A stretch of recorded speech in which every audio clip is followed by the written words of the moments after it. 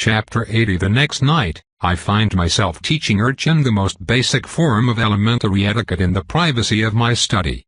No, it is not appropriate to compliment a lady on her bust, or on her ear. If you must make a compliment, commend her for her poise, skills, presence. I swear this man could not be any slimmer if he tried. But what if I, beg your pardon, want to get to know the lady intimately? Case in point. The only kind of lady willing to know you intimately would give you a discount if you would only shut up. Urchin winces, looking a bit crestfallen, which in his case gives him the appearance of a drowned rat and about as much charm. I remind myself of Sinead's lesson. He used to say that there must always be a carrot no matter how thorny and nail-covered the stick. Listen, Urchin, I appreciate how challenging your life has been up till now and how it might have not been conducive to learning social graces. I continue. Say the watcher grant me patience. You're a low-born ruffian and it's not your fault. This revelation is welcomed by a confused stare. Thanks I guess? My pupil answers. Which is not to say, I continue with superhuman control, that you must remain in this sorry state. If things go well, you will never age. You don't want to remain a shifty, pathetic dreg of humankind for the rest of your existence, do you? No. Good. I want to be rich. Oh. He screams as I slap him across the face with my dictionary. Reminder to self, wipe it later. I grab him by the collar and smash him against a bookshelf. Listen to me and listen well because I will not repeat myself. Your appearance, manners, and language are how you are judged by the people you come across, no matter who they are. Those reflect your nature and allow others to assess you before you exchange more than 3 sentences. It takes hours of interaction to reverse a first impression, and that is why we as vampires need to be at the very top. This is our ultimate weapon. Not our strength, speed or even our magic, but our ability to pass as rulers, to divide and conquer before the battle has even started. I have no need of a bottom-dwelling scum who can only snatch petty change out of pockets, do you hear me? You will learn and grow or you will fall. Urchin's eyes, at first filled with terror, switch to contemplation. Gears rusted by idleness rotate in his cavernous head until he licks his lips, seemingly come to a conclusion. Appearance. Right, like a gang boss is not a leader because he's the strongest but because he's got the swagger. Finally, we are getting somewhere. Correct. He talks, moves, acts and thinks like a leader and so people follow him. Urchin looks far in the distance, then after a while, his attention focuses on me. I would be annoyed at his behavior, were it not for the belief that he's having a breakthrough. So, he asks with hesitation, do you think I can be a proper leader one day? Not a chance in hell. Yes, otherwise I wouldn't be using my precious time training you. I think he can become quite useful when it comes to trickery and other unsavory tasks. I doubt that he will ever be a part of polite society. You can take the urchin out of the street, but not the street out of the urchin. My musings are interrupted by a knock on the study's door. After a prompt, Solveig comes in from the main room bearing a message and an air of disapproval. The Majsorel has come, Milady. He says that there are 2 message requests for you. 2? I ask with some measure of surprise. Solveig only nods. I will see him shortly. Urchin, we must stop here for tonight. Please work on your arcade and then meet me in the training room in 1 hour. Of course, mistress, he replies somewhat smoothly. Then he stands up at the same time as I do and bows to me, then to Solveig. Then I shall take my leave, mistress, Miss Solveig, I bid you good night. I smile in approval and Solveig curtsies reluctantly, an immense improvement from her previous reaction which was a mixture of morbid fascination and fear normally reserved for baboons wearing coveralls. I follow him into the main room and sit to wait as Sorrel strides in. Good evening, Sorrel, please sit. What was that about 2 messages? I hope it is not married with some dire news. I can taste the messenger mage's stress on his perspiration and heartbeat.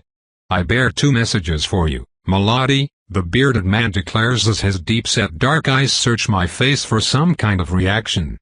Let's hear them. Right, I should probably start with the first request. Loath of Skrag wishes for a conversation. Aha, I understand now what makes the well-dressed man shiver. Communication spells such as these become more intensive the farther the person is. Sorrel will probably leave this room drained of aura, and nursing a spectacular headache.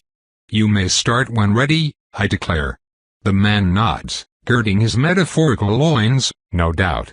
He takes the now familiar crystal sphere from a small bag by his side and starts casting with slow and deliberate care. It takes only a few seconds for the summoning to connect. Loath looks regal in a white ermine robe decorated with patterns of crimson and gold. A peculiar crown of bones sits on his noble brow and gives him an undeniable air of majesty. The impression is somewhat marred by the deep pockets under his reddish eyes and his vulnerable expression. In his hand, he holds a crystal snifter half filled with amber liquid. He smiles sadly when he sees me, but I can tell that it is a genuine one, filled with an intensity of raw emotion I had only seen once before, when I almost died back in the cave. He silently rotates his own orb and the image shifts, first showing walls of naked stone, not bricks mind you, actual smooth stone with very few decorations, then a massive bed next to which I find my gift. I made it for him back in Marquette, and it took me close to 200 hours of effort to get it just right. The piece consists of 4 man-sized panels of canvas on wood linked together. On each of the 4 parts, I painted Agna, Loath's first love, at different periods of her life. The rendition had to be absolutely striking, and I so thrashed perhaps 7 or 8 attempts that were not up to my exacting standards. On the first panel, young Agnes stands defiant with her hands on her wide hips, telling the world that it can shove it. Her beautiful brown hair flows wild and free, and her face is both strong and very feminine. This was the first time they met. The second Agna is the one he married, only slightly older, with her hair held up in a complex hairdo. Blooming flowers cling to her braids and she stands shyly in a form-fitting white dress. Her smile is so bright and pure, I believe this is what the sun used to feel like before it became my bane. The third Agna is by far the most daring. She is the one who had given him a few children, the one I had seen naked under him. She stands with her bare back turned to us, her toned shoulder and large buttocks displayed without shame. Her hair now falls freely in a typical post-coital chaos, dotted with silver which in no way detracts her mature beauty. She is slightly turned to the viewer, only enough for us to see a mischievous smile and one ample breast tipped by a slightly darker nipple. With Namis, those are the only 2 nudes I ever painted. The last Agna is her oldest form. In this one she is elderly and still her smile is here, warm and so very pure. She stands with difficulty on a background of flowers, grass and crags. I can almost smell the mountain air, but more importantly, I can see the immense sadness and love in her expression. She died a few weeks after that. Of the second and fourth Agna I had caught but glimpses, and so they were the hardest to paint, but now that I see it again, I could not be prouder. The image abruptly turns back to Loath, who starts with a hoarse voice. This has to be the best gift I ever received in my entire damn life. Tire, R.E.Y. 2 fat droplets trail down from the edge of his eyes. He makes no effort to wipe them, and when next speaks his voice breaks. I had forgotten what she looked like. I could not remember. Ye. I cannot express. Cannot tell ye. I needed this so much. Thank ye, by Tyre. Something warm and unfamiliar fills my chest. I press a hand there, surprised that there is still something moving in those cold depths. Ari. Thanks. Just thanks. Know that I owe you more than I can ever repay. I am so very glad that you picked up painting, ye know that? Ha! I haven't left my room in a day. Also had the best wank of my life. Loath. It's true. That ass. He reminisces with nostalgia, grabbing at the with a beatific smile. Right, sorry. I'll send you a letter when I can think again. Just wanted to express my gratitude in person. I understand, my friend. Please take care of yourself and do not succumb to melancholy again, yes? Of course not. I needed a break anyway. Right, come and see me soon. I have so much to show you of the old country. I wave as the connection cuts and sit back in my comfortable chair. This was too short. I would have preferred to talk for hours, but alas, Sorrel was already blanching. Tauran will inevitably return to Europe. When he does, and after I have secured a domain, perhaps I should visit. I let Sorrel recover for 10 minutes. He gulps down some alchemical concoction, and I am only too glad to wait in silence as I reminisce about the good times we had together with Edverger and Dalton. This period is lost, but the memories are bright, and I am glad that I got to experience them. Even if Dalton's death was horrible, I have no regrets. It truly is better to have loved and lost than never have loved at all, for with time, most memories become treasures. Not the torture thing, though, that I would gladly forget. In short order, Sorrel is ready again and starts a new incantation. This time it is significantly easier, and the face I see is quite a surprise. Jonathan, I greet him. The man who blew up my shed in Marquette and followed it with a vertiginous climb of the ranks of the White Cabal has changed remarkably in the short time I have known him. He still has a short black beard and penetrating dark gaze, but where they made him appear distant and a bit feral, now they grant him the appearance of a veteran commander. He seems poised and stable, as dependable as he is deadly. Ariane. A pleasure to see you again. Likewise. What do you want? I asked not to be curt, but because Sorrel is already on the pale side. I wish to discuss an agreement that, I believe, will be to both our benefits. Can you meet me at our headquarters in New York? The sooner the better, as it is a time-sensitive request. I almost scoff at how ridiculous his request is. I do not run to you when called, Jonathan. I know this well, but as I mentioned, this is time-sensitive, and I am confident that I can make it worth your time. Do tell. My contact with the House of the Rosenthal assured me that you had control over your house, if I remember the term correctly. Yes. Your point? As of last week I am the White Cabal's black dog, our military commander. As such I am qualified to offer a formal alliance between your house and our organization. I question the value of such an alliance. Please bear in mind that the White Cabal represents a growing order of more than 3,000 practitioners, and with a trained combat corps of over 200 men, half of those being war mages and led by me. Oof. When he puts it like that. It will not take long, I promise. I merely need you to assist me with our new generation's final exam. You will not be in any danger whatsoever, and your security will be guaranteed by oath, mine and that of the mages under my command. I am intrigued. I also need to wrap this up before Sorrel upchucks on my tea table. I will see if my current obligations can be postponed.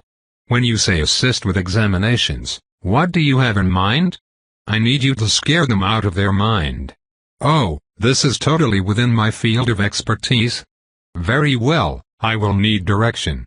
We wrap up our talk and soon I'll leave an exhausted communication mage on my couch. There are people I need to see. I believe it is a good idea, but you need your own guards, Tauran comments from his desk. I sit on one of the reception room's couches and grab a pillow to have something between my hands. I don't have men here. Do you think Constantine would rent me his mercenaries? For a price, of course. Salim would be a better bet though. His security forces are not just good, they carry colors that no one, especially a public group like the Cabal, would want to offend. Great idea. I will see how much he asks for a 20-man complement. That would be acceptable. I wait in silence for Tauran to finish his document. When he is done, I gather my courage to talk. I like what we have, I start. Sensing the mood, Tauran turns and gives me his undivided attention. I like it when he stops everything to listen to me. I feel like the most important person in the world. But, he replies. But nothing. I like what we have, full stop. I like you. I don't want it to stop, and yet it will, because I want to rule here and you will have to return to your own domain sooner or later. Tauran holds his hands on his lap and considers for a moment. When he finally decides to talk, his voice is soft, softer than usual. I am your first. Yes. You still think of relationships in mortal terms. For them, there is always a next step. marry, found a house, create a family, raise the children, grow old together. We are denied this. We are denied an end. I never considered it like that. When the partners are equal in our relationships, allowances must be made, he continues. We are designed to be territorial and individualistic, and those of us who survive to masterhood elevate those traits to an art. It is natural that at some point, our paths will diverge. What then? I ask, do we just say goodbye and move on? That seems too pragmatic. He answers, as his lips curve upward ever so slightly. Let me offer another perspective. We are lucky to have no end in sight. Perhaps in 100 years we will still live and taste all those novelties you're so fond of. Who knows what wonders we will see, free of the ravages of time. The only thing that would prevent us from being together again is you, for I will brave oceans and armies for your favor, my Callipygian beauty. I consider this for a moment and realize that he is right and that I am too concerned about the ifs to enjoy the now. I also realize that I have no idea what Callipygian means. This is all too depressing, and I no longer wish to consider this issue. Instead, I notice that you are not naked. Indeed? Tauran replies with a sly look that shows where this is going. Why not? I ask. Tauran and I leave Boston at the same time. He, to build a weapon, and I, to build an alliance. It takes very little effort to convince Safar to let me go since, as she said, it will take a few weeks to lay the groundwork of her conquest. She just sends me on my way with a smile and instructions to have some fun, darling. I hire an escort from the Rosenthal, seething at the cost. I then remind myself that this is an investment and that they come with their own gear, supplies and training. They're also absolutely loyal, which in itself is priceless. The trip to New York only takes 2 days moving at great speed. As we travel, the weather takes a turn for the worse, and soon the wheels of my carriage are covered in mud. The morose climate even manages to pierce through my guard's professionalism, and I hear a few heartfelt complaints. The only distraction occurs when I catch the scent of an interesting quarry, a werewolf on the loose. This one has turned feral, and when I do find it, I can have a nice meal. Struck by inspiration, I bring back the corpse and have the slightly alarmed guards tie it up and place it on one of their wagons. Thankfully that werewolf had not fed yet, so the body doesn't stink and should not turn bad before I have put it to use. No, there are no others. Yes, I'm sure, I tell the sergeant, a bald man with an impressive mustache by the name of Bannings. Finally, we arrive at the meeting point, and in on the outskirts of the city proper. I expected it to be a den of misfits where I would conduct a shady transaction while hidden under a cloak, my penetrating gaze the only thing visible past the helm of my hood. But alas, it appears that the fiction I brought with me to pass the time set the wrong expectations. The Traveler's Rest is clean and well lit. As soon as we get in, an old gentleman with the face of an experienced accountant stands up in a hurry and comes to greet me. His majora is obvious.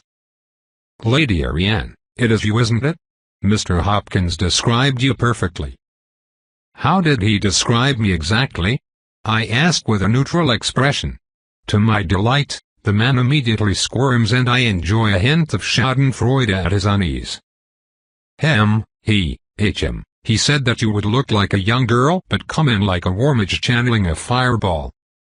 Ah. He got me there. To be fair, the man replies, correctly guessing at my state of mind, you were the only blonde-haired blue-eyed young woman to come in so late in the day. I am being comforted by a mage I just met and who is probably younger than me. Ah, well. This is not the bad part. Indeed, the real problem here is how easily Mr. Jonathan Hopkins read me. Am I becoming too predictable? Am I getting old? No, it is fine. I just let my guard down because I was not trying to blend in. Yes. That is the real reason. I follow the mage outside in silence.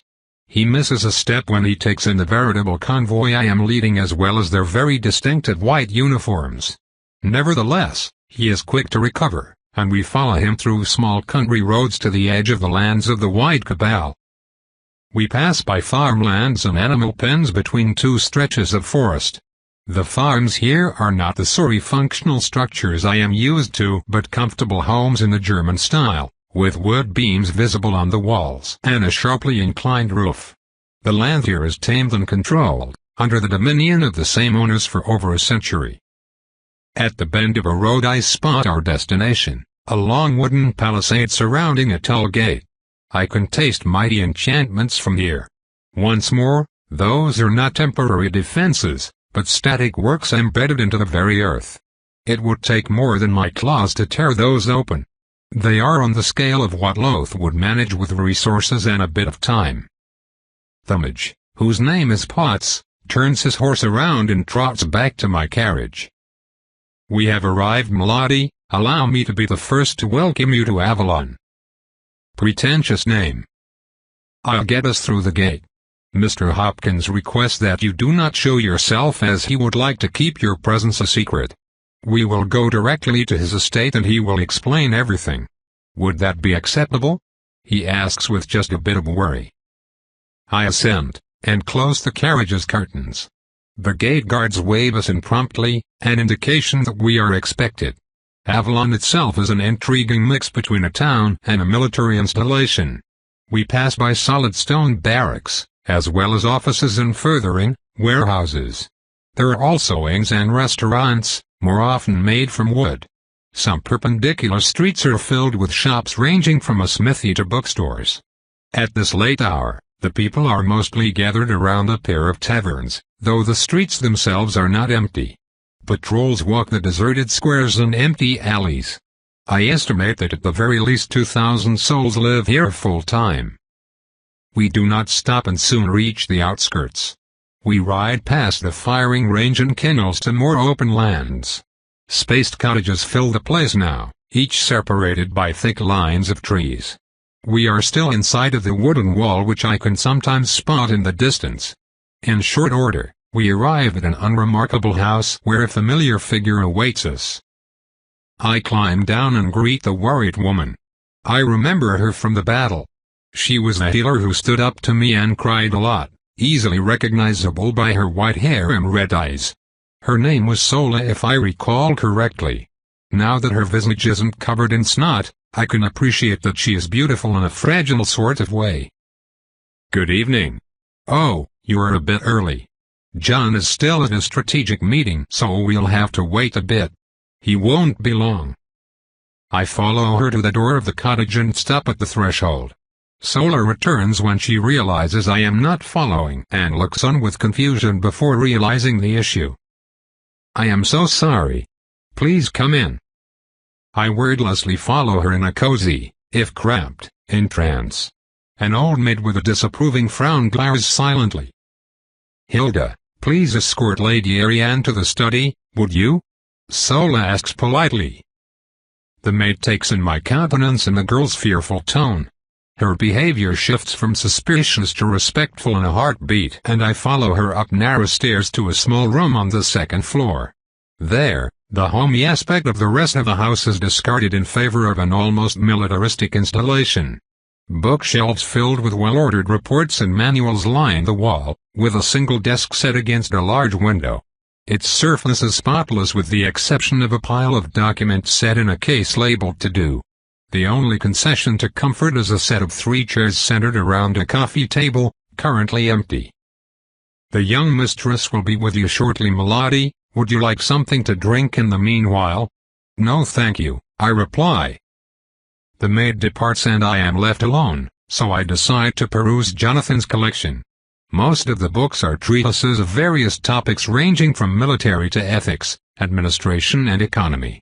On a corner, I find a stocky dictionary and decide to check what Callipygian means.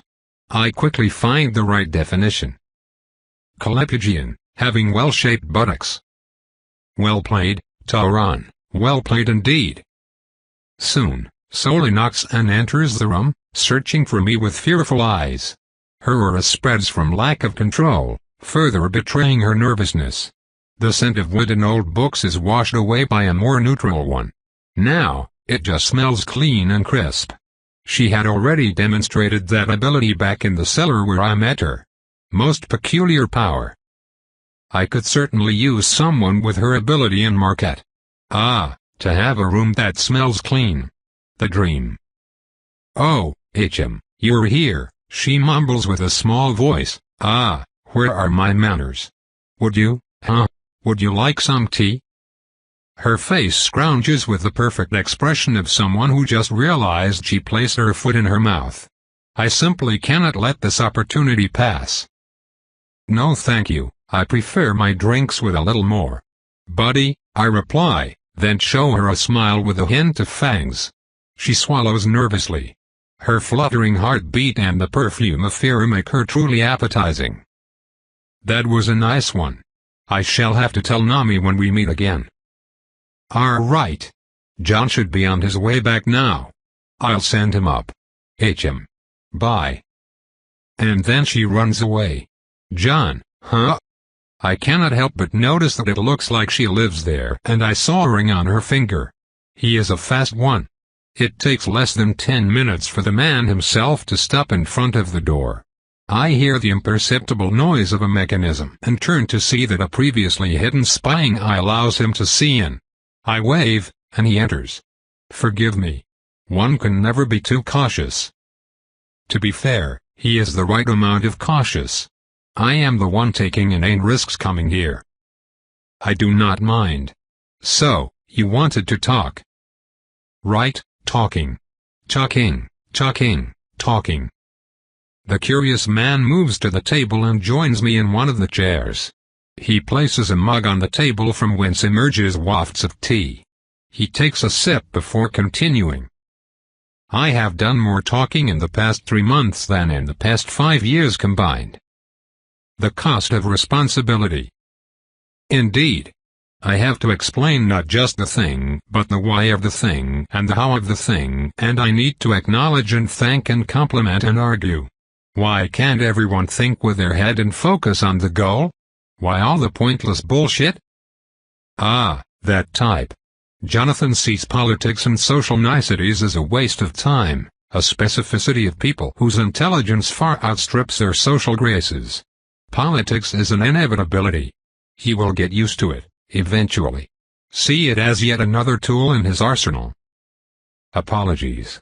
You did not come here to hear me complain. Let's talk about the plan. Before that, I have questions, I interrupt. He gestures for me to go on while sipping from his mug. You were promoted very recently, yes? Correct. And this is a city, probably with some sort of council that can remove you from your post at any given moment. Are you not taking a risk, asking me here? On the contrary.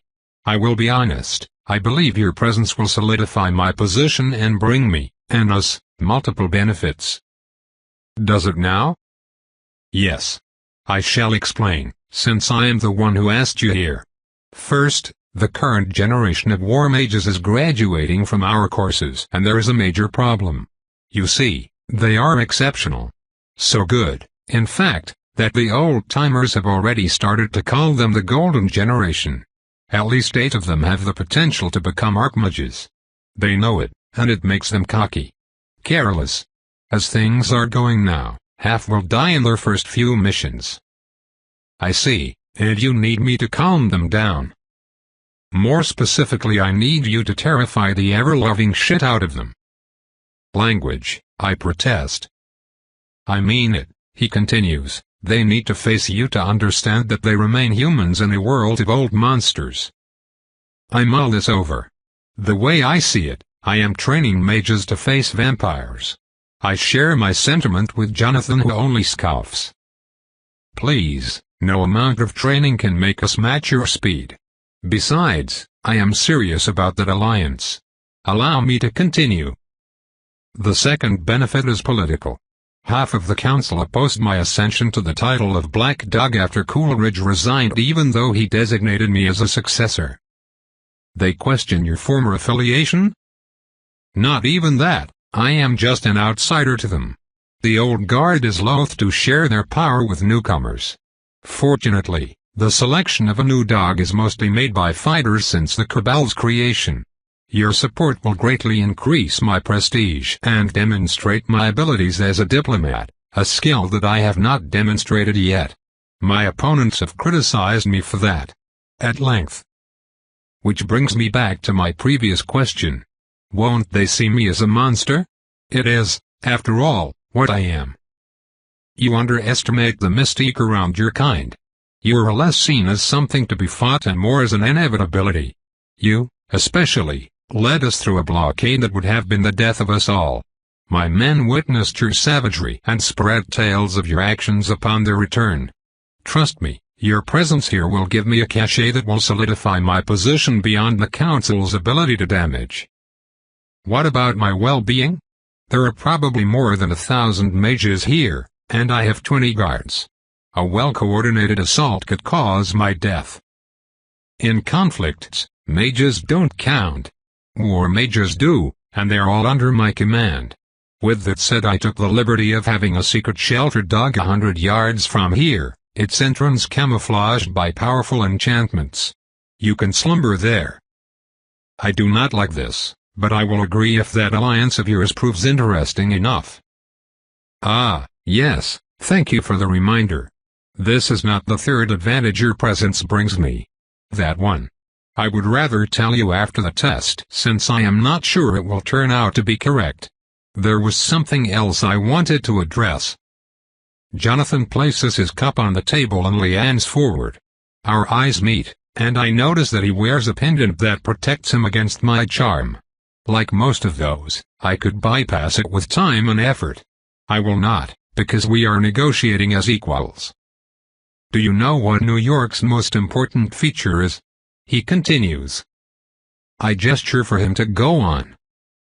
New York is the entry point for most European immigration right now. The reason why the White Cabal has grown so much recently is that we have heavily recruited from the newcomers. This has upset the balance of power within our organization, but it also represents a unique opportunity for us to turn into something new. A national-level mage group. Precisely, Jonathan continues, the largest alliance in the world. Power-wise we are far from it, but number-wise we are getting close. I have studied the power structure of spellcasters extensively in the past few months. In Europe, the battle mages are mighty and dangerous. They wield spells refined over centuries, yet also jealously guarded. The clans, cables, whatever they call themselves heavily compete for resources and knowledge. This secretive and adversarial state of mind made the winners strong, but it also contributed to a fragmented landscape with small entities constantly bickering with each other. We aim to change that here. Sola and I, as well as senior members of the Council, are forcing the creation of a vast depository of knowledge that any member of the Cabal could access if they have proved themselves dependable. This is the first step towards normalized, large-scale training and the creation of a modern society of mages. The vampires may object to the creation of such a powerful organization. You would not be the only ones. Spellcasters with a dark agenda, the Gabrielites and God knows who else will oppose us. That is why I am pushing for an alliance with you. Jonathan, I eat people. You are honorable and can be counted on. We are not here to save the world, we are here to save ourselves. Some members of your organization must want to purge the world of our presence. Yes, and half of their fighting men died in Louisiana last month. We are at a crossroad, and with your help, I will steer the Cabal towards cooperation. The first step of our alliance will be to send a contingent of our more frontier-minded people to Marquette, where they will settle and create a branch of the Cabal. That way, we can start transferring population outside of the compound before it gets saturated and we occupy the place. You are worried that other groups may take over? Not take over Marquette obviously, but yes, we need branches around to prevent others from moving in. Nature, after all, abhors a vacuum. Very well, but I have terms. Jonathan picks up his mug and leans back, indicating that I should start. You get a territory where you may do whatever you want. You may not expand out of it before consulting with me, and you may not enter the area around my nest without permission. You will support my men and me in any operations against my enemies, including other mages seeking my destruction. You will not prevent me from hunting. In return, I will also defend you and leave you to do your own thing on your end." "That sounds reasonable," Jonathan replies. "We'll write it all down and take an oath. I still need to convince the council, and I propose that we try tomorrow after the exam. Would that be agreeable?" "Yes. Now, let's talk about the exam. I have prepared a few things." Jonathan listens to my plan, and for the first time since we met, his grin is wide and genuine. Chapter 81. Today is a mighty important day. It's the day we finally get to call ourselves full-fledged mages and wear the white uniform with the golden tassels, even us girls. Well, if we pass the final exam, of course. I am not too worried, though. Reggie said it would be a piece of cake, and besides, we passed every other exam with flying colors. What I really want is to beat Cornelius and wipe that self-assured grin off his stupid mug. The teams have gathered at the academy. The familiar complex of solid wooden logs with the practice field feels different at night. More like a field camp than a school. The instructors have lit braziers and they all wear a serious expression in their battle gear. This is all quite intimidating. Even Instructor Lydia looks fierce with her pistol and gauntlet. I think they just want us to be in the mood, and it's working. I haven't felt this stress since the entrance examinations. As soon as everyone is here, Professor Tilly has us group up by teams, in ranks of 2 with the leader up front. Reggie is our captain. With his square jaw and dreamy green eyes, he is quite the dashing figure. He looks forward with aplomb, and I find comfort in his confident stance and wide shoulders.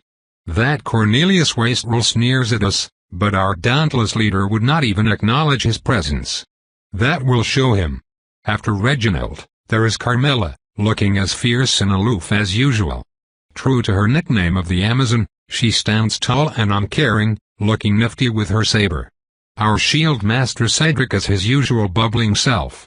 He can barely stop moving, and I can see the restraint he must exert not to start one of his usual jokes.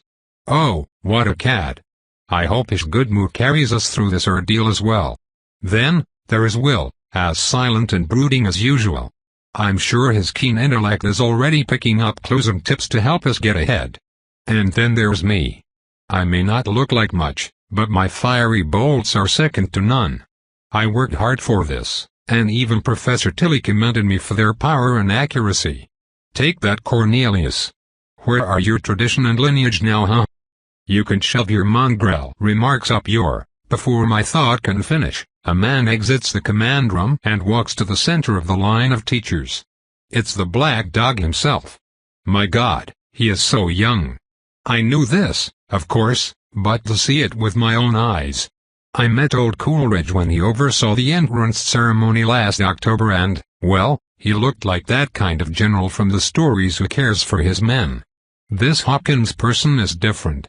He wears the black uniform Coleridge had disdained, and it suits him like a glove. And he seems, I don't know, dangerous? His dark eyes pass over us and I shiver a bit. He reminds me of Will when he had us skirt the rules to win the previous game.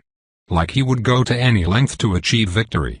I'm not sure I like it, but if that kind of man can protect others from what befell my family, then I won't complain. After he is done with his inspection, the Black Dog addresses us. His voice is curt and clear, silencing our whispers in an instant. Welcome, students, to this year's practical exam. Tonight, you will take part in a mock mission that will push your training and adaptability to their very limits. I expect each and every one of you to act like the war mages you have trained to become. Good luck and do us proud. That is all. With those few words, he steps back until he takes the ground. That's it. That's the inspirational speech a general delivers. I cannot say that I'm impressed. But then there is no more time for a diversion. Tilly is explaining the details of the mission. Your task tonight is as follows. You will go with your team to an outpost built deep within the Spiderwood Forest. There, you will meet up with the patrol leader who will give you further instructions. We will send you out one team at a time. Team Zephyr starts immediately. The rest of you head inside the canteen to wait your turn. We walk back inside the complex through a wide door and sit at our usual tables in the building's long refectory. Every team plans and discusses in low voices, and we are no exception. What do you think? I asked no one in particular.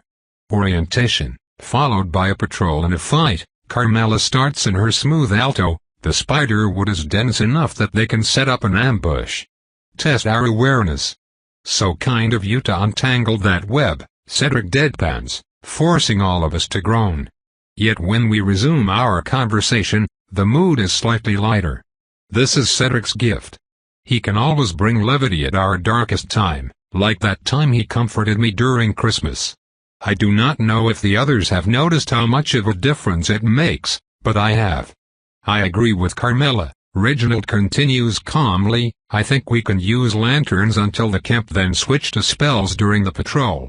That way, we conserve our aura and reduce our exposure right as the enemy attacks. What do you think, Will? Silence. Will? Yes, I heard you. I think it's fine. We all turn to the broody boy. He is resting his chin on his hands, fingers interlaced together. He usually does that when he is formulating one of his dastardly plans. What's the matter, my friend? Cedric asks. Nothing yet. Just something Hopkins said. What, that speech? Reggie scoffs, that was miserable. Perhaps Cornelius was right, and this man doesn't have the shoulders to lead. A true general should make one's blood boil with only a few words. He declares with passion. Reggie is so heroic. He is all fire and fury, and I am so proud.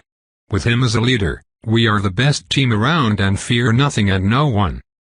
Will answers noncommittally as his dark eyes bore into Reggie's righteous expression, perhaps. In any case, we should do as you say until we receive further orders.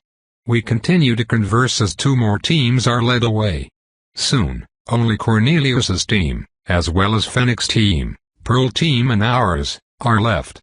I feel more and more anxious for some reason and soon realize the cause. The instructors are coming and going wearing peculiar expressions. Their faces are too blank. Should they be this nervous? I mean, we are the ones taking the exam, right?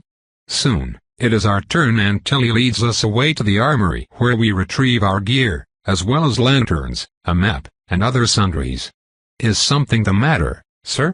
Asks Will, who picked on the professor's apparent nervousness. Nothing you need to concern yourselves with, the older man retorts curtly, just focus on the mission, that is all you need to do. We follow him to a smaller gate out of the enclave and directly into the spiderwood. The line of tall trees looks much more ominous under the night light, their branches now the gnarled hands of some petrified witches. Your mission starts now.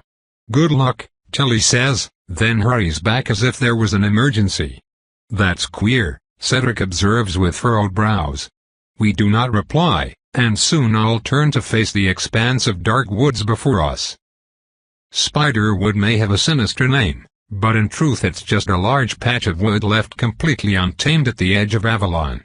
It remains untouched, mostly for training purposes and also as a buffer against the mundane world. We have crossed it a few times for orientation practice as well as games and mock battles.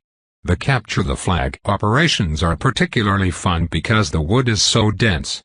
There are many hiding spots and secret paths, and Will is devious beyond measure, giving our squad the edge every time. We are on familiar grounds. Night patrol formation. Let's do this, people, Reggie announces in his serious voice. We light some lanterns and walk into the dense shrubs, searching for a path. Cedric opens the way as usual. Not only does he have keen senses, he also wears an enchanted piece of cavalry breastplate and a heavy helmet. Reggie and Carmela follow and provide illumination. Then, there is me, who can throw the best bolts as well as a decent shield. Finally, Will closes the march in the black ensemble he chose. He also carries a small crossbow, and though both he and Reggie know how to use pistols, we do not have any at the moment.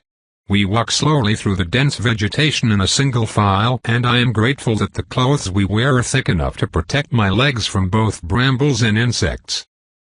It does not take long for the lights of the town to disappear and the forest to close in around us.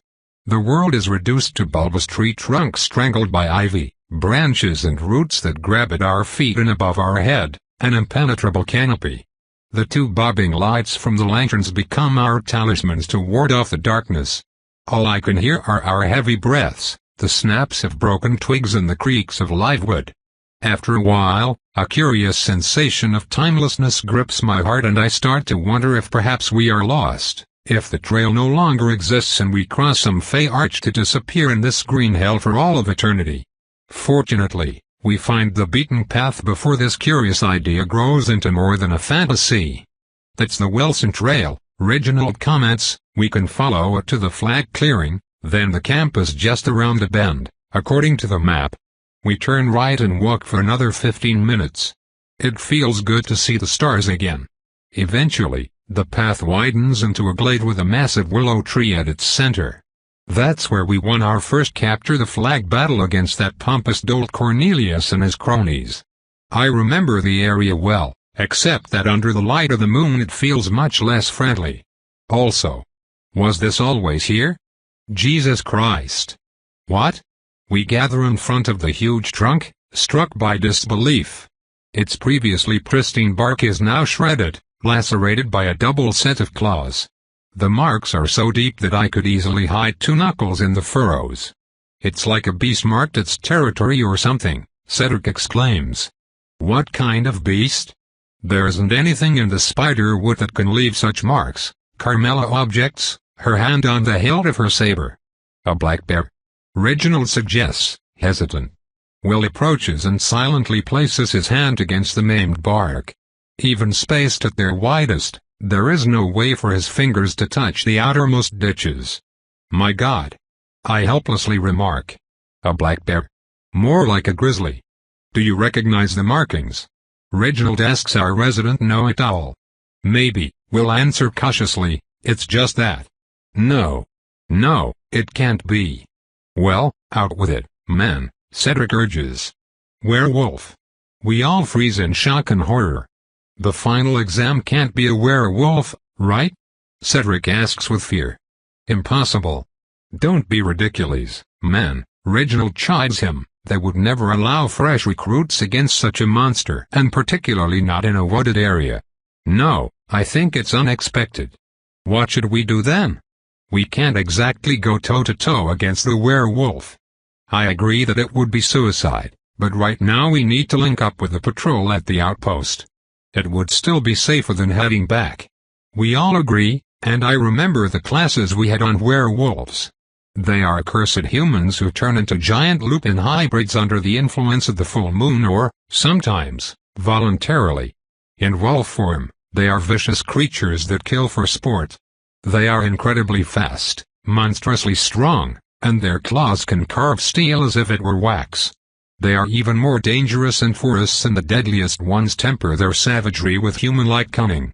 Only experienced groups track them down and still incur the occasional casualties.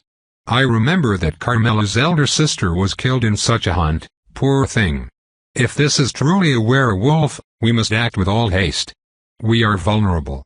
Let's go quickly, Will urges us. We follow the trail out of the clearing and the forest swallows us once more. Everyone has their weapons out and I call upon my magic. I feel my aura suffuse my body and I guide it to the gauntlet where it lays, quiescent and ready. The energy glows softly in my mind like a reliable and constant companion. I have but to use the right symbol and say the word, and by my will manifest a spear of fire that can go through a man without slowing down. Not that I ever did such a thing. We are tense, checking every angle but never stopping along the way. Visibility is reduced when the road turns around a bend. We instinctively accelerate as the fires of the outpost come into view. Something is wrong. Stay in formation, Reginald urges us as we move closer. There are no sentries, and as we get close enough, I notice a discarded helmet on the ground. Some lanterns around the perimeter are still shining. We enter the outpost still in a circle with me at the center, It is closer to a treehouse than to a real installation. Just a few benches around a fire, 3 tents and a rope leading up to an observation post. Reginald gestures us in. There are no bodies, but it smells like blood. And soon we find the source, a trail of red leading further into the woods as if something heavy had been dragged. God, no. Carmela whispers softly, her voice quavering. There is only one track, and the rest of the camp left in a hurry, Cedric observes. Think they went after the beast? To rescue their comrade, undoubtedly. Reggie proclaims. I look at the blood on the ground. All that red. No, I have not seen the body, so I must not give in to despair. Still, we must go after them. They might need our help. Our fearless leader proclaims, and I feel courage fill my heart. Yes, we are to be war mages. We need to act like proper heroes. All of us nod, our faces grim yet determined. All of us except Will. We all turn to him, surprised. Will? Reggie frowns, his chiseled jaw locked by anger. I think we should head back to town and call for reinforcements. What? And leave the others alone? Reggie explodes. Calm down, Reggie, please, Cedric says with a grim expression. As for Carmela, she is staring around frantically, trying to cover all angles. I don't know what to say. This is the first time I saw Will argue for a full retreat. We are not equipped to face a werewolf. Only Carmela has a silver blade and my silver-tipped quarrels are too small, not to mention that I have only the 3. If we fall back now, we can have this place crawling with veteran fighters in half an hour. These men don't have half an hour. You don't know that, and you should consider that we could be more hindrance than actual help. I never took you for a coward. Reginald bellows, red with fury. William, the ever-placid William, takes a deep breath in as his face contorts with unbridled anger. Then, just as I believe the two will come to blows, he settles down and his visage grows as cold and aloof as usual. I don't like it when he does this, bury it all inside, but now is not the moment to fight. We must follow Reggie's lead. Very well, I suppose you will have to learn by yourself. Lead the way, oh fearless leader, the dark man answers, his voice dripping with sarcasm. I can tell that Reggie has been needled beyond reason, but his anger is misplaced. Reggie, if we want to help them, we must leave now, I declare. Right, form up, he says, with a last venomous look at our friend. Reginald takes the lead with his gauntlet prepped and dagger raised. Cedric follows and then Carmela too, after a delay. She seems despondent. I don't like it. Ooh, I don't like any of this. Why is the team arguing now? And is Carmela fine? No one said anything to her. Carmi? I ask in a soft voice, but she doesn't respond. Her eyes are still looking around, haunted, and her back is bent forward. I'm not so sure that this is a good idea. We are in way over our head. What Will said is true. No, I must not doubt Reggie, not now. He is a true gentleman and one day he will become Black Dog, I am sure of it. I will take point. Cedric and Carmela, be prepared to cover me. Mina, keep that spell ready and Will, give us night vision. Night vision is one of those weird spells that Will picked up at the library that no one else wanted. Thieves' magic, Cornelius would say. It has proven useful on more than one occasion though. Pierce the veil, Will whispers, and I can feel my view grow clearer and the world comes into focus. We leave the lanterns behind and trot forward. A blind man could follow the trail. Besides the blood, there are also the many footsteps of pursuers. We follow the chaos for a few minutes before seeing our first signs of combat. In another clearing, this one caused by a fallen tree, we find broken weapons and spell impacts but mercifully no other bodies. We can't be too far, keep going, Reggie urges us. I am getting really worried about Carmela but there is little I can do right now. We burst into yet another clearing, this one unfamiliar, and stop in our tracks. Surprise robs me of my speech. I expected a battlefield, I expected dead people and to some extent, I expected howls but certainly not this. The small valley has an incline with us at its bottom. Above us, A massive stone rises up from the grass. Below it sit 3 mages, clearly still alive and bound by chains, and on top of the stone itself, the displayed corpse of the werewolf. I had never seen one before, but there is no mistaking it. The body is humanoid, to some extent, though the head is as lupin as can be, with a jaw filled with serrated teeth shining gloomily under the moonlight. Sharp, long claws hang from its long fingers. They're big enough to circle my waist with room to spare. And someone killed it, and took the mages prisoner? How can this be? Paralyzed by fear and indecision, we helplessly witness the spectacle before us. Reggie is the first to speak, and his sentence summarizes our minds well. What in the name of God is going on? Immediately, we get our answer. It starts with an aura, not the rich and shimmering one we all share, but a cold and unyielding wave of power unlike anything I have ever felt before. It crashes against the squad and pulls us under, subjugating our spirits beneath its frigid claws. I gasp and hold my chest. Carmela's blade slides from her helpless fingers. We all moan and fight the onset of despair, for something is coming. Heavy hooves stomp on the ground with deliberate slowness, and I turn my head to the right to see a figure that my worst nightmares could not have conjured. A gigantic warhorse walks in our direction. Powerful muscles roll lazily under a coat as dark as soot. Eyes of flaming red regard us with disdain from up high, and even I can tell the incredible power waiting to be unleashed. This is the king of warhorses, and if the apocalypse comes and the pale night rides, it will do so on the back of such a creature. Sitting comfortably on the infernal beast is a young woman. She is beautiful, with delicate golden hair around an elegant face. Her blue eyes inspect us impassively, and the normalcy stops there, for below her neck she is clad in a midnight suit of armor that an emperor would envy.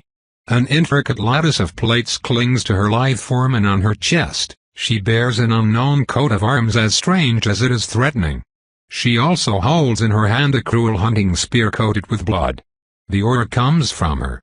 It rolls from her silhouette in waves like a winter storm, flaying us with its sheer intensity. It freezes me to my soul. More snacks. She mocks in a haughty voice, such an auspicious night. You all just come running, do you not?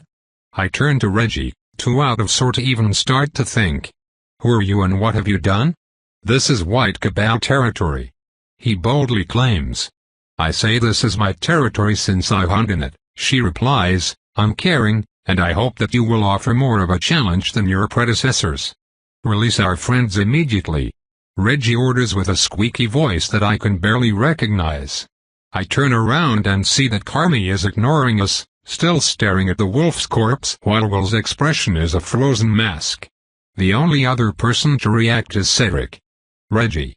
My God, Reggie. What? I think. She's a vampire. We turn to the woman, even Carmela, and watch in disbelief as she slowly grins, revealing pointed fangs. As she does it, a passing cloud shifts and moonlight bathes her alabaster skin in the ghostly light. My fear turns to panic. Hold fast, Reggie trumpets, hold fast, and we have nothing to fear.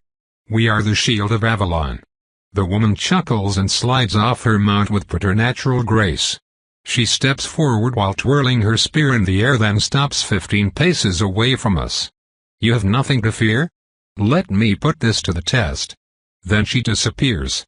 One instant she's away, in a relaxed stance, and the next she is by our side, holding Carmela by the neck. Shit. Cedric swears. Let her go, you monster, guiding blade. Reggie screams and he throws his dagger. The projectile flies into the air. Unfortunately, the devious vampire moves and the projectile rakes Carmela's flank. She screams in pain, causing all of us to stop. The vampire lifts fingers now coated in blood and licks them languidly. Not the sharpest knife in the drawer, are you? She asks Reginald with palpable contempt. None of us dare move. None of us act as the vile monster bears our sobbing friend's neck and bites it. We are still paralyzed a few seconds later when her groans are silenced and the creature drops her unmoving form. No. I scream, no. Carmela. You beast. Reggie roars. She won't get away with it. I'll send her to the abyss. Fiery bolt. Hundreds of hours of practice have made my spells true. The beautiful and familiar crimson streak dashes across the valley. The woman lifts a hand which now shines blue. With contemptuous ease, she slaps my spell away. "Is that all?" she asks with a bored voice. Fiery bolt. I yell once more, soon followed by the others. We send hexes and curses after the demon, but she either deflects or dodges them all. She does not even move from her place. Is she mocking us? Do not relent. Reggie bellows, and we keep firing. 3 by 3, we send ineffectual projectiles after her. I have never felt so powerless, even when my family was killed. I fight back the fear and the grief, not just for Carmela but also for the rest of us. We are going to die here. And then something else happens. I now realize that we have indeed attacked by 3, which means that William disappeared. I now see a blur moving closer to the vampire, step by step. I must distract her. Light. I scream, and a blue ray extends from my gauntlet to the creature's head. She closes her eyes. Yes. This is our chance. Will jumps at her back with one of his silver-tipped bolts used as an improvised stiletto. Hope surges in my heart. Then the monster turns and catches William mid-lunge. A commendable effort, you even masked the noise. She dodges one last spell and bites down, staring Reggie in the eye. She's making sure we see William perish. No, I will not allow that. Reggie charges forward, and I follow him bravely. We must not give up. Then something queer happens. I am sent in the air. I push myself from the ground and spit grime and leaves. Gah! What happened? Cedric, Reggie and I are in a heap on the ground. How? No. It's the vampire. She's toying with us. It's over, it really is. We are doomed. Carmela and Will, my friends. I can't believe it. This is to be an illusion, a nightmare. We were just going to become war mages. How can it all turn out like this? Disappointing. Pathetic. Are you really combat mages? We will not falter. Reggie spits, his spirit unbroken. The vampire's cold blue eyes turn to him with slow purpose, and I feel an intense weight settling on my shoulder like a mighty yoke. Reggie flinches.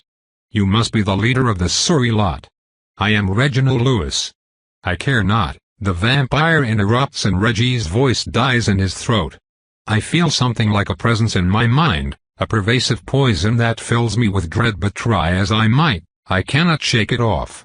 She's doing something to me. You are a poor excuse of a man to send this ragtag joke of a troop against me. She blurs again, and when I see her, she is holding Cedric by the neck, her other hand digging into his armor as if it were paper.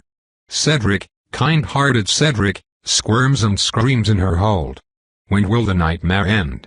I let my tears fall freely from my cheeks. What can I do? What can I do? She's just too fast, too strong.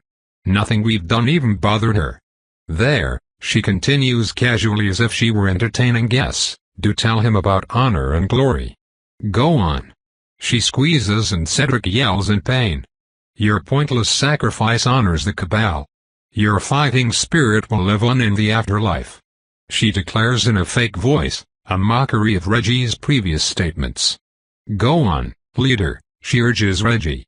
Her fangs are bared in a nightmarish smile, sly and filled with disdain. Oh yes, so filled with disdain. Tell him you'll win. We never stood a chance. Reggie's face is a mask of pain and powerlessness. He, too, is crying. Then to my surprise, he swallows his sobs and turns to me. Mina. I am so scared. Run. Huh? Now. Run. I obey. I leave all my friends behind in this place of death, their corpses strewn across the grass. I run and I do not look back, and the worst thing is that I already know it will be for nothing. She's just too fast. I won't make it back to the camp, much less back to town. It's over. It's all over. As I run with all the desperation, I suddenly remember something. A voice I heard only an hour ago. It feels like an eternity now. Act like the war mage you have trained to become, the black dog had said. That's right. I am a war mage. If I must die, let my sacrifice be of use. I will warn the others. I shift right on the path, to a slightly more open area where the sky was opened by the fall of a large aspen. I channel all my power, all my will into one last spell. I wonder what you hope to achieve. An amused voice comments behind me. I turn around and see her only a few steps away from me. She stands there like a lady at court, talking about the weather. The contrast between her polite observation and the slaughter behind chills me to the bone. The gauntlet thrums with power and my hand is uncomfortably warm. This is it. I raise the gauntlet and the woman lifts an aristocratic brow, only to display genuine surprise when I point fully upward. Fiery bolt. I yell, and the spell takes off, its shiny radiance a reverse meteor that breaches the canopy and climbs to the sky. The spell explodes. The loud detonation sends leaves fleeting in the air, while the light shines like a small sun. A beacon. The vampire asks. I turn to her, facing my death. I do not lower my eyes nor bend my back. I am a wormage and will die like one. Now, all of Avalon will come for you, I declare, and close my eyes. I pray one last time, thinking about my friends and the regrets I have. I wish I could have lived longer, and yet I find that if I had to do it again I would. Carmela's aloof grace and down-to-earth behavior, Reggie's spirit, William's guile and Cedric's humor. Yes, I was blessed to end in such a company. Nothing happens. Is she toying with me? Melphanine, not bad. Cub. Perhaps enough for a passing grade. I open my eyes with surprise. The vampire is still here, tapping her index against her chin. Her eyes shift from the sky to me. They are no longer full of scorn. This exam is over. Follow.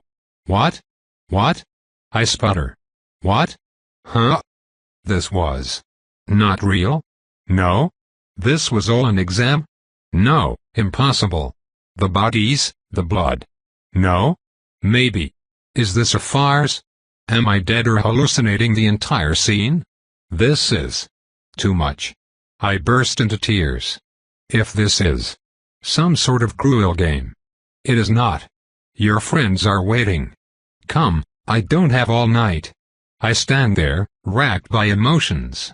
The vampire turns and I meet her gaze. This time, it carries no judgment. Your courage was commendable. Do use it a bit longer, there are still 3 more groups to assess. I stare in disbelief, then wipe my tears. 3 groups, she said. That means she was part of the planning, probably. Also, there would be more bodies if she had found the other groups first. And she has little reasons to keep me alive. The walk back to the clearing is an ordeal. My nerves are a frayed bundle of raw panic, but I want to see them, I want to know. And finally, I do. The mages covered in chains are standing around the lying forms of Carmela, Cedric and Reggie, and I now realize that the steel links do not cover their hands. William stands by the side with his arms crossed. I run to him and hug him, but I only allow myself to cry for a few seconds. I want to see to the others. Then I realize something is weird. I pull back, eyes narrowed, and the previous fear makes a return. Did you know this was a test? He hesitates, but eventually relents. Yes. And you did not tell us. Why? His dark eyes inspect me, considering. There are some lessons that can only be learned the hard way. Reggie is a good man, but he needed this nightmare. We needed to go through that. He nods. I want to slap him. Why? I demand, angry beyond measure. There will be time for talks later, the vampire declares, and we turn. Carmela is on her feet, blinking owlishly. I jump to hug her as she takes in her surroundings. Huh, so this is how it is, she says. I fiercely hug her and feel bitter when she pats my back. I know she dislikes physical contact, I just couldn't help it. Is that a real werewolf? She asks with a hoarse voice. I pull back just as the vampire woman answers with the affirmative. Did you kill it yourself? Yes. Can I take a closer look? Yes, but hurry. You 5 must be on your way. Carmela moves to the stone, but I interrupt her. Carmilla, your flank. What about it? I look for her wound but find none. I turn to the blonde vampire with a struck expression. I stabbed my own palm to get some blood. You should have noticed that it was too dark to be hers. I hadn't. You panicked and your adult brain filled the gaps, she continues, as Cedric now wakes up with a jolt. What? He asks. Then he sees us all standing around, and slaps his forehead. Oh, the exam, damn it. I guess we failed, huh? The exam. I don't know what to think. Cedric flinches when he realizes that the vampire is still here, but he soon tries to gather his courage and even starts a conversation. Huh? You're amazing. An illusionist? I never saw you around here. Are you a new archmage? The men look at him with utter disappointment mixed with disbelief. The vampire just ignores him. It takes him but a few moments to realize his mistake and he pales once more. Reggie is last awake. When his eyes open, he also quickly understands that this was all a test. Our leader alternates between outrage and despair. Eventually, he turns to the head warmage, a dour man I sometimes saw at the practice field. What? Shut up. Stand up and prepare to follow us back to the town. I have a right to 2 hours of detention. Reggie clamps his jaws but he doesn't press the issue and he is right. I, too, can tell from the mage's stony expression that he will not hesitate to have us peel potatoes until the winter solstice, should we dare to mouth off. The vampire woman closes with Carmilla and whispers something in her ear. My friend turns away from the monstrous corpse still laid atop the monolith and joins us, her face contemplative. As she passes me by, she squeezes my hand and I feel better. The walk of shame back to the town is the worst of my life. At some point, Cedric starts to whisper only to be told to shut it by the mage trio. They have left their chains behind, which were put on by another team. It looks like everyone will get to experience facing off against a monster of legend. We drag ourselves not to the barracks but to the administrative headquarters of the White Cabal military. There, we are made to sit on uncomfortable chairs with no water and forced to stay silent while the dour mage leaves, probably to report. 10 minutes later, we are summoned to the office of the Black Dog himself. We line in front of him as he leans back in his leather chair, hands crossed over his lap. He glares at us from across a spotless desk, managing to look down upon us despite being the only one seated. Eventually, he starts in a tone rife with disappointment. Do I need to spell out your result? Sir, I must protest.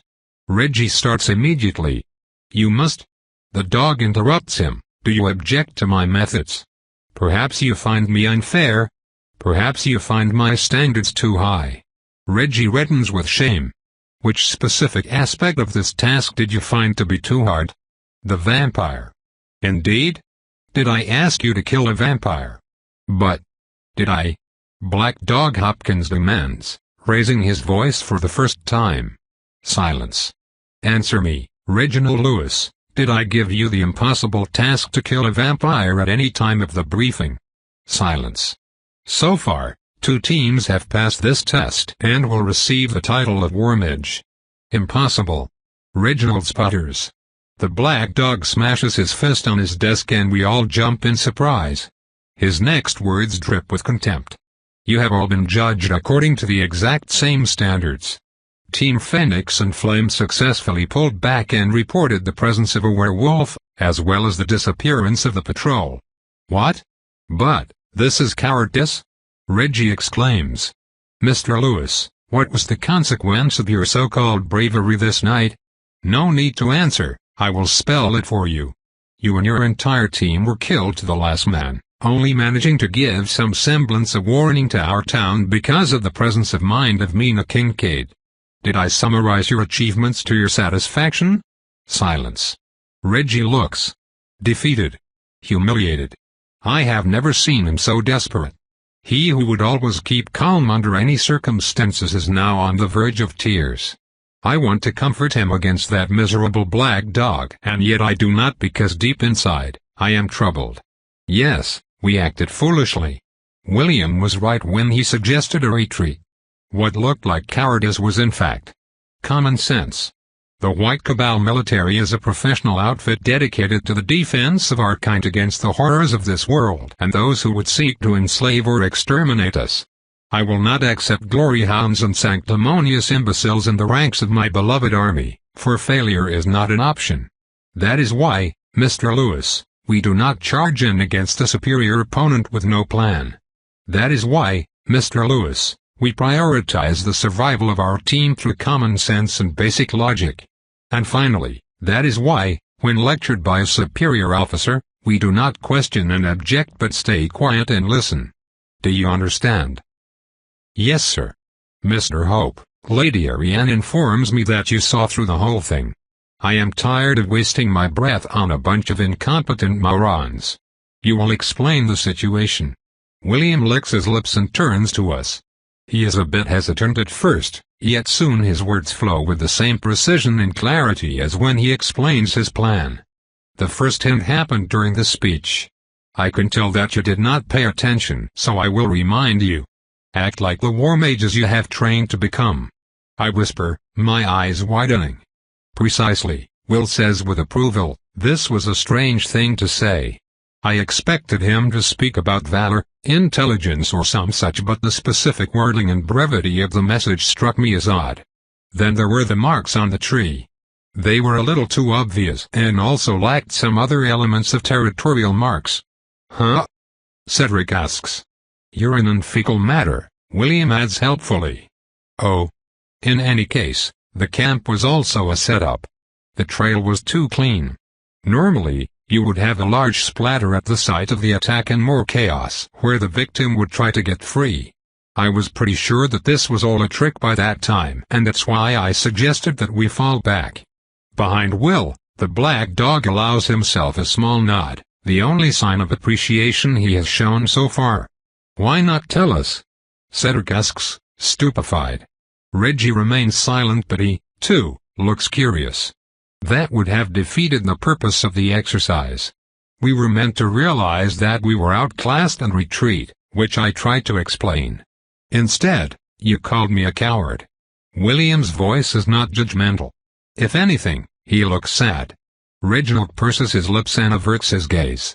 I became sure when we spotted the vampire. Lady Ariane, apparently. Do you remember the details of the disaster at New Orleans? We remember, of course. They only escaped thanks to the help of... Oh. Is she the one? The very same, the black dog interjects. Right, I asked around out of curiosity and the survivors described her as a young-looking woman with blonde hair and blue eyes. That's why I was certain. When she pretended to bite me, she did not force me to lose consciousness, so I faked stupor while she took care of you. She tasked me and the instructors with making sure you were all comfortable before going after Mina. A series of oohs and ahs flow through the room. Enough, now, attention. The black dog says. We instinctively snap into salute. The black dog stands up and comes to stand before Reginald.